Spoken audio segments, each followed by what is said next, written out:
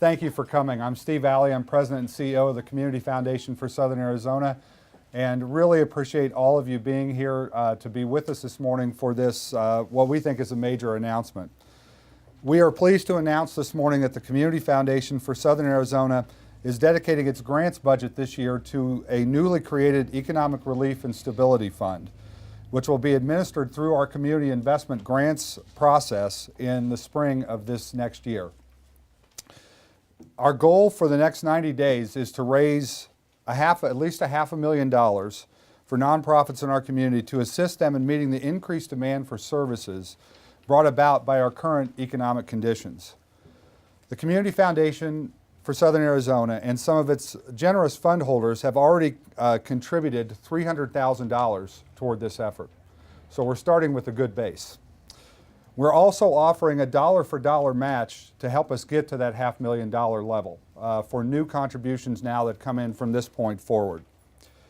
With this match, each dollar that each of you, your friends, your family, or your workplace donates will go even farther in our community.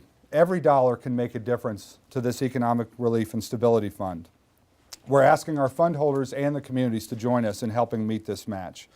We have made donating to the Economic Relief and Stability Fund easy by going to our website at www.cfsoaz.org, or you can give online. You can call us directly here at the Foundation or email us at philanthropy@cfsoaz.org. The Community Foundation has taken on this leadership role in meeting both the current and long-term needs of the community because it fits our mission as an organization. We exist to help charitably-minded individuals and organizations to strengthen Southern Arizona communities now and for generations to come. We work to build permanent charitable assets, connect donors to causes and organizations they care about, make effective grants, and provide leadership on community issues. As part of that leadership role, we saw the need to quickly respond to this economic crisis that has spared no sector of our community or country. Starting back in October, the Community Foundation began to convene groups of nonprofits, donors, professional advisors, funders, and others to discuss what was happening and how we should collectively as a community respond to this crisis. It was clear from those early discussions that certain trends were beginning to appear. However, we wanted to go beyond just the anecdotal evidence and begin to collect quantitative data on the real impacts of the economy on nonprofits and on charitable giving.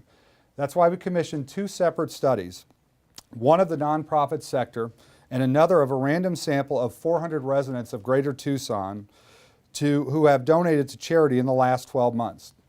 We believed at that time, and it was confirmed in the data that we received, that this information would be helpful not just to the Community Foundation, but also for nonprofits, donors, and the broader community as large.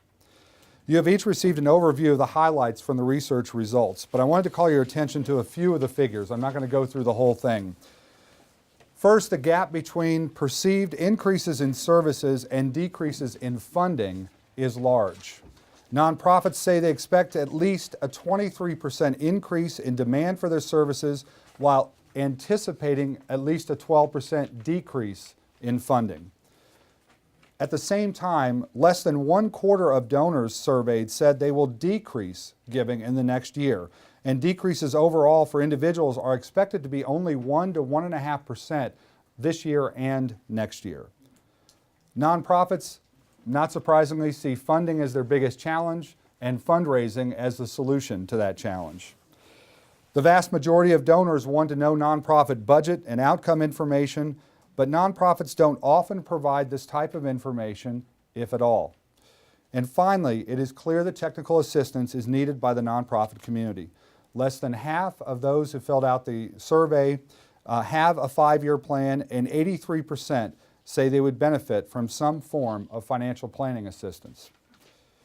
There are some conclusions we can reach based on this and other data from the survey. First, donors appear to be basing their charitable giving decisions on long-term quantitative assessments based on the quality and not the quantity of information they are receiving. At the same time, nonprofits appear to be making decisions that are short-term and reactive to the current crisis, which is certainly understandable given the volume of bad news that has hit us all. Second, nonprofits appear to be operating with a scarcity mentality, where the pie is shrinking and they're scrambling to increase their slice of it.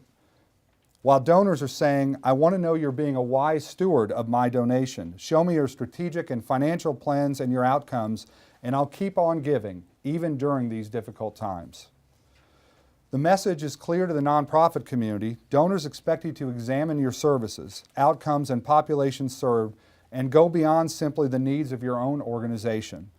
They expect you to look at organizations you may consider competitors and view them as partners instead.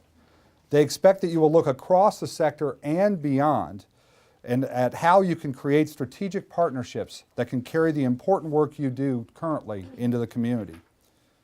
Third, donors say they will keep giving at approximately the same level as in the past.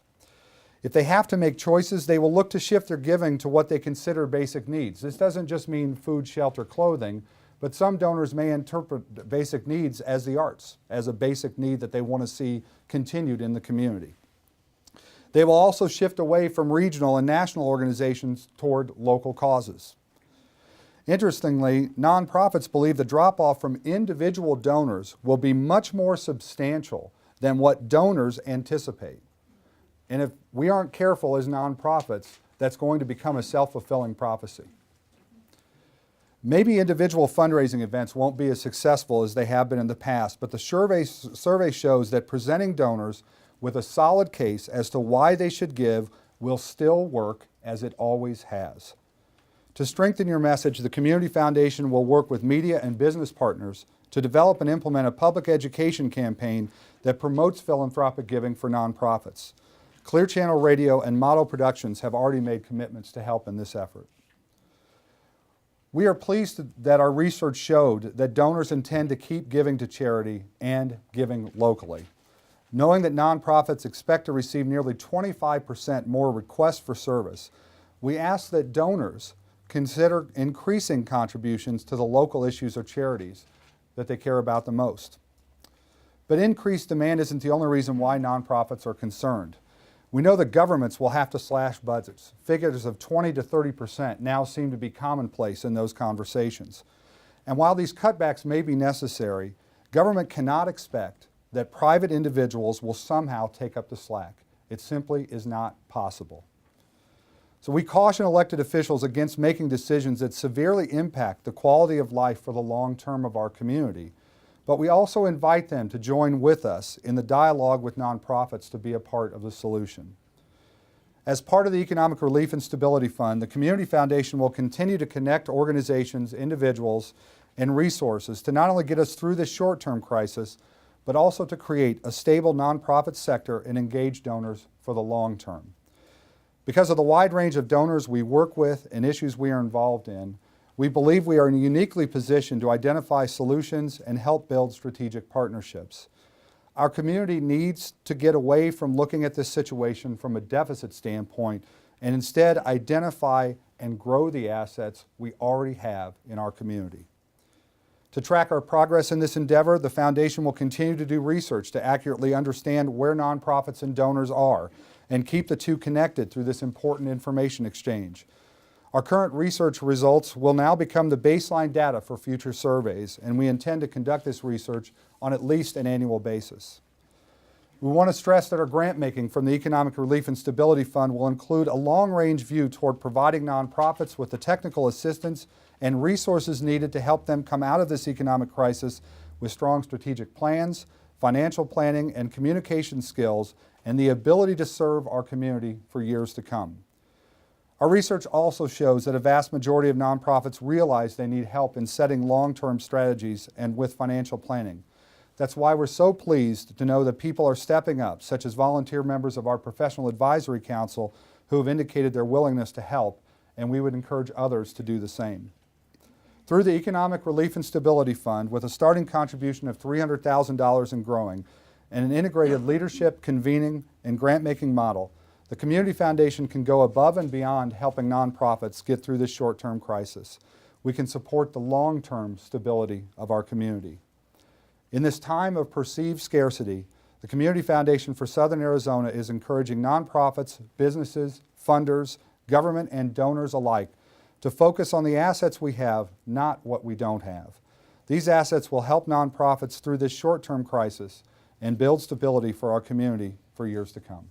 I want to say thank you to all of you for coming today. We appreciate it, and this is the beginning really of the next phase of this dialogue for us, and we really are interested in your input, the ideas about how to bring people together, who to bring together around different issues. We really need your help on this. This is a community issue. This is not just about the Community Foundation and what we will do, but I think that one of the things that came out of this, and I think as one of the people in this room said, when we first brought the nonprofits together, that one of the people that were there said, you know what, I think when we get to the end of this, 3 years, 5 years, whatever it is, that we will look back as a nonprofit community with pride at how we responded to this crisis. And I really believe we have the assets, not only in this room, but in the community to make that happen. And I want to thank you all for the work that you do every day to make those things happen in the community. Thanks for coming as well.